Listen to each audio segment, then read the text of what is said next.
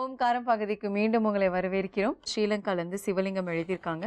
எனது மகளின் பிறந்த தேதி 17/10/1987 பிற்பகல் 3:28 ராசி கடகம், நட்சத்திரம் ஆயில்யம், 4ஆம் பாதம். மகளின் ஜாதக கிரக நிலையில் 8 சூரியன் செவ்வாய் ஒன்றாக இருக்கின்றது. ஜோதிடர்கள் கிரக நிலையில் சூரியன் செவ்வாய் ஒன்றாக உள்ள வரன் தான் இவருக்கு பொருத்தமாக உள்ளது என கூறி வருகின்ற வரன்களை நிராகரிக்கின்றனர். இதனால் இவரின் திருமணம் தடைப்பட்டு கொண்டிருக்கின்றது. இவருக்கு எப்பொழுது திருமணம் நடக்கும்? வரும் வரன் அரசு உயர் பதவியில் உள்ளவரா, சொந்தத்திலா, தூரத்திலா? இவரின் ஆயுள், சொத்து, சுகம், வெளிநாட்டு யோகம் எப்படி உள்ளது என்பதை கூறவும். திருமண தடைக்கு பரிகாரம் ஏதாவது கூறவும். இவருக்கு எப்படிப்பட்ட கிரகநிலை உள்ள வரன் பொருத்தமாக இருக்கும் என்று சப்தரிஷி வாக்கியப்படி கூறுங்கள் ஐயா.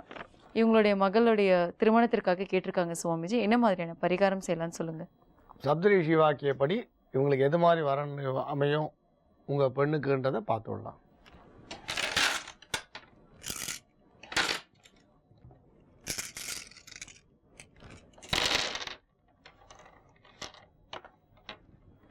முதல்ல ஒரு விஷயம் என்னென்னா, இந்த சூரியன் செவ்வாய் சேர்ந்துருக்கா மாதிரி ஓணும், 7 ராகு இருக்கா மாதிரி ஓணும், 7 கேது இருக்கா மாதிரி ஓணும். இது மாதிரி நீங்கள் பார்க்காதீங்கன்னு ஏற்கனவே நான் சொல்லியிருக்கேன். ஏன்னா ஒரு கதை சொல்லுவாள், வெள்ளை குதிரையாக இருக்கணும், அது வாலில் மட்டும் கருப்பாக ஒரே ஒரு மச்சம் இருக்கணும், அந்த மாதிரி 1000 குதிரையை கொண்டு வந்து தானம் கொடுன்னு சொன்ன கதைன்னுவா. அந்த மாதிரி ஜாதகங்கள் பார்க்க ஆரம்பிச்சிங்கன்னா குழந்தைகளுக்கு கல்யாணம்ன்றது 60ஆம் கல்யாணத்தோடு சேர்த்து தான் நீங்கள் பண்ண முடியாது வரும். நாங்களும் சாஸ்திரங்களையும் தர்மங்களையும் ஜோதிடத்தையும் படிச்சுட்டு தான் சொல்கிறோமே தவிர எதையும் படிக்காமல் சொல்லலை. அப்படி படிக்கும் பொழுது எது சரியானது எது சரியில்லாதுன்ற முடிவும் நம்ம எடுக்க வேண்டியது அவசியம்.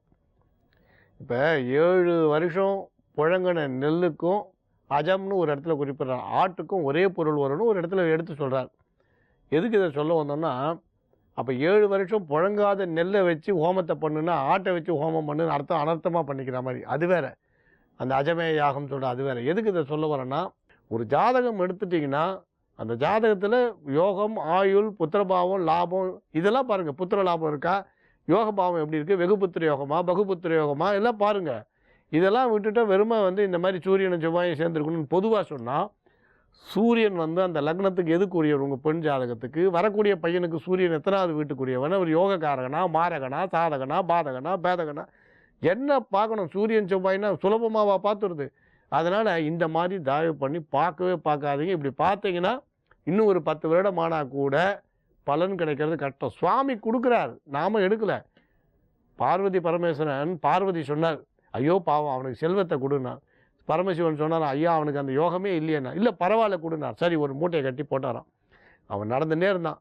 அந்த மூட்டை தங்க மூட்டை இருக்கிற இடத்துக்கிட்ட வந்த உடனே அவனுக்கு ஒரு ஞாபகம் வந்து தான், நம்ம குருடன் எப்படி நடப்பான், நடந்து பார்க்கலாமேன்னு கண்ணை மூடின்னு கொஞ்சம் தூரம் நடந்தானா. அந்த மூட்டையை தாண்டி போயிட்டான். அப்புறம் கண்ணை திறந்தானா. அந்த மாதிரி கதையாக வாழ்க்கை ஆகிடக்கூடாது. சுவாமி நிறைய கொடுக்குறார், நாம் தவற விட்டுறோம். அதனால் அதை விட்டுடுங்க. இப்போ நான் சொல்கிறத மட்டும் செய்யுங்க. நவராத்திரி 9 நாள்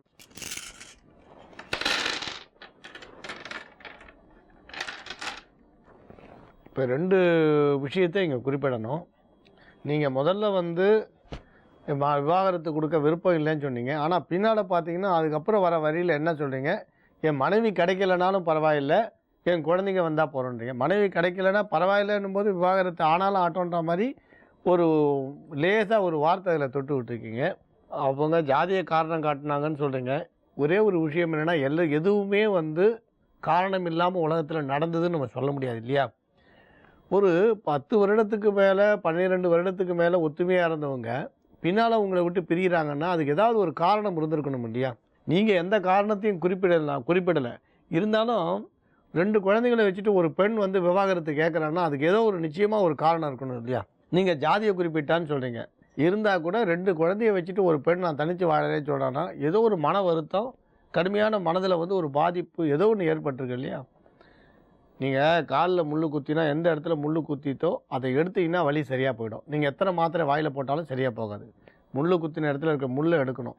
அதேமாதிரி நீங்கள் வருத்தத்துக்கான சரியான காரணத்துக்காக நீங்கள் கண்டுபிடிச்சி அந்த வருத்தத்தை போக்குற விஷயத்தில் நீங்கள் இறங்கினா தான் உங்களுக்கு இது தீர்வு கிடைக்கும். அதை விட்டுட்டு நம்ம குழந்தை மட்டும் கிடைக்கணும்னா அது 2ஆம் பட்சம் தான். அதனால் நீங்கள் முதல்ல என்ன இருந்தாலும் ஒரு பெண் 2 குழந்தையோட தனியாக வாழறேன் வேண்டான்னு சொல்கிறான்னா அப்போ ஒரு பாதிப்பு ஏற்பட்டிருக்கு இல்லையா?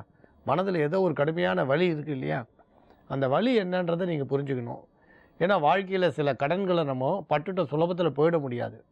நம்ம சில விஷயங்களில் சில கடன்களை சுலபத்தில் நம்ம அப்படியே விட்டுற முடியாது. அதனால் உங்கள் மனைவியோட மனசில் ஏற்பட்ட வலி என்னன்னு கண்டுபிடிக்கிற முயற்சியில் இறங்குங்களேன். ஏன்னா கல்யாணமாகி 1 வருஷம் 2 வருஷத்தில் பிரியலை, ஒரு 10 வருஷம் உங்கள் குடும்பம் நடத்தி ஒரு குழந்தைக்கு 2 குழந்தை பிறந்த பிறகு பிரியலான்னா யோசனை பண்ணி பாருங்கள். அதனால் அந்த வலிக்கான காரணத்தை நீங்கள் ஆத்ம பரிசோதனை பண்ணுங்கள். தனியாக உட்காந்துருக்கும்போது சிந்தனை பண்ணுங்கள். எப்பயுமே நம்ம தவறுகளை நம்ம மனசாட்சி சுட்டி காட்டும். இங்கே நீங்கள் கேள்வி கேட்டிருந்தா கூட நான் சாதாரணமாக ஒரு சாதகமாக ஒரு பதிலை சொல்லி நான் எழுந்து போயிட முடியாது. ஏன்னா எதுலேயும் இருக்கிற நியாயத்தையும் தர்மத்தையும் நீங்கள் கொஞ்சம் யோசிக்கணுன்றதுக்காக இங்கே சொல்கிறோம். மற்றபடி இப்போ சில பரிகாரங்களை சொல்கிறோம், நீங்கள் செய்யுங்க. சுவாமி அருளில் கட்டாயம் பலன் கிடைக்கும். நீங்கள் சென்னை மகாபலிபுரம் போகிற வழியில் நித்திய கல்யாண பெருமாள் கோயில் இருக்குது. அந்த நித்திய கல்யாண பெருமாள் கோயிலுக்கு நீங்கள் ஒரு முறை கட்டாயம் போயிட்டு வாங்க. அது நீங்கள் போகக்கூடிய அந்த கிழமை நீங்கள் பிறந்த ஜென்ம நட்சத்திரம், நீங்கள் எந்த கிழமையில் பிறந்தீங்களோ அந்த ஜென்ம வாரத்தில் இருக்கட்டும். நீங்கள் பிறந்த கிழமை அன்னைக்கு போய் நித்திய கல்யாண பெருமாளை தரிசனம் பண்ணுங்கள், பிரார்த்தனை பண்ணுங்கள். வராகமூர்த்தியோட அருள் உங்களுக்கு கிடைக்கும். பிரிவுகள் மாறுறதுக்கு வாய்ப்பு வரும். குழந்தைகள் இல்லை, குடும்பமே ஒன்றா சேரும். நீங்கள் கவலைப்படாதீங்க. அது ஒரு முறை தரிசனம் பண்ணுங்கள், சுவாமியோட அருள் கிடைக்கும். இன்னொரு இது என்னன்னு கேட்டிங்கன்னா, ஒரு பஞ்சமி அன்றைக்கும் வளர்பிறை தேய்பிறை 2 பஞ்சமி அன்றைக்கும் கருட பகவானை போய் தரிசனம் பண்ணுங்கள். கருட காயத்ரி ஜபம் பண்ணுங்கள்.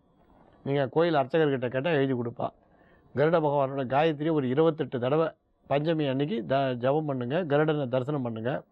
கட்டாயம் இந்த பிரிவு மாறும். இருந்தாலும் உங்கள் பக்கத்தில் ஏதாவது குறைபாடுகள் இருந்தால் அதை நிவர்த்தி பண்ணுற வழியை பற்றி சிந்தனை பண்ணுங்கள். மாறாதது உலகத்தில் எதுவுமே கிடையாது. நம்புங்கள், நல்லதே நடக்கும். ரொம்ப நன்றி சுவாமிஜி. சுந்தர் அவருக்காக நல்ல ஒரு பரிகாரம் நீங்கள் சொன்னீங்க.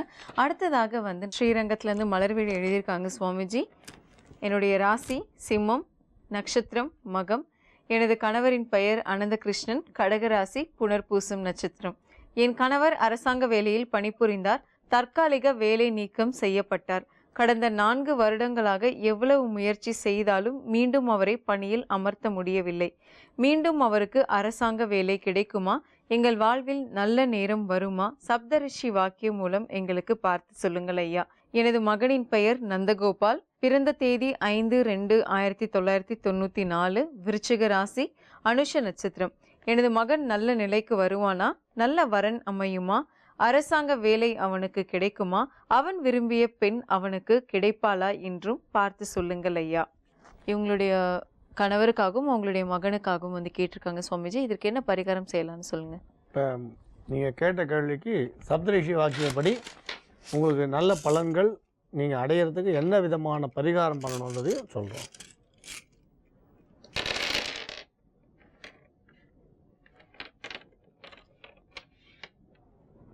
உங்களுக்கு உங்கள் கணவருக்கு ஏற்பட்ட இடைநீக்கம் நிவர்த்திக்கு அந்த புஸ்தகம் எங்கே கிடைக்கிறதுன்னு நீங்கள் பார்க்கணும். ஜாம்பவதி பரிணயம், அது பாகவதத்தில் வரும். கிருஷ்ணன் பெருமையை சொல்லக்கூடிய புஸ்தகங்கள் அது கிடைக்கலாம். தேவி பாகவதம் 3வது பகுதியில் இருக்கும்னு நினைக்கிறேன். தேவி பாகவதம் 3வது பார்ட்டில் இருக்கும். நீங்கள் அதை வாங்கி பாருங்கள். தேவி பாகவதம் 3 பார்ட்டை வாங்கி அது எதில் வருதுன்னு பாருங்கள். தேவி பாகவதத்தில் ஜாம்பவதி பரிணயம், அதாவது கிருஷ்ண பகவானுக்கு ஒரு அபவாதம் ஏற்படுறது. சூரிய பகவான் ஒரு ராஜாவுக்கு கல் கொடுக்குறாரு. அந்த கல்லுக்கு என்ன பணிக்கு ஒரு பெருமைன்னா, அந்த நவரத்தினங்களெல்லாம் விட உங்களுக்கு ஒரு 1,00,000 பங்கு உயர்ந்ததுன்னு சொல்லுவா. சியாமந்தகா மணி, அது யார் வச்சுருக்காலும் டெய்லி 1000 மடங்கு தங்கத்தை கொடுக்குமா ஒரு கதை உண்டு. அந்த இடத்துல அது இருக்கிற இடத்துல செல்வம் செழிக்கும்னு சொல்லுவாள். அந்த சியாமந்தகா மணியை கழுத்தில் போட்டு ஒரு ராஜா வரார். அது ஒரு பெரிய கதை. அது அப்புறம் இந்த கிருஷ்ணன் அந்த மணியை கேட்டதாகவும் கொடுக்காததாகவும் காட்டில் வேட்டையாடும் போது ஒரு சிங்கம் அதை அடிச்சுடுது. அதுக்கப்புறம் அந்த சிங்கத்தோட ஒரு கரடி சண்டை போட்டு சிங்கத்தை அழிச்சிட்டு அந்த மணியை கொண்டு போய் தான் குழந்தை இருந்த தொட்டிலில் கட்டினதாக சொல்லுவாள். அதுக்கப்புறம் பார்த்திங்கன்னா இந்த கிருஷ்ணன் தான் அந்த நகையை, அந்த சியாமந்தகா மணியை திருடிட்டார்னு ஒரு கெட்ட பேர் வந்துடும்.